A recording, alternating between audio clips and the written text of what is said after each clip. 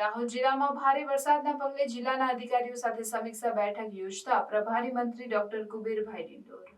Collector કચેરી ખાતે પ્રભારી મંત્રી કુબેરભાઈ ડિંડોરે જિલ્લાના વરિષ્ઠ અધિકારીઓ સાથે બેઠક યોજી દાહોદ જિલ્લામાં ભારે વરસાદની સ્થિતિનો તાગ મેળવ્યો હતો। દાહોદ જિલ્લામાં ભારે વરસાદથી અત્ર સર્વત્ર વરસાદી જળ છવાઈ ગયું છે।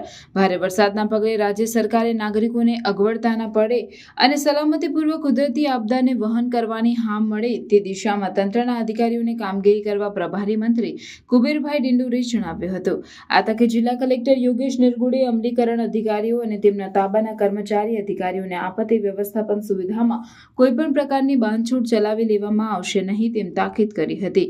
આ બેઠકમાં સાંસદ જસવંતસિંહ ભાભોર, ધારાસભ્ય કનૈયાલાલ કિશોરી, ધારાસભ્ય મહેન્દ્રભાઈ ભાભોર, જિલ્લા પંચાયત પ્રમુખ કરણસિંહ ડામોર, જિલ્લા વિકાસ અધિકારી ઉત્સવ ગૌતમ, જિલ્લા પોલીસ અધિક્ષક રાજદીપસિંહ ઝાલા, નિવાસી અધિક કલેક્ટર જે.એમ. રાવલ સહિત જિલ્લાના અમલીકરણ અધિકારીઓ ઉપસ્થિત રહ્યા હતા।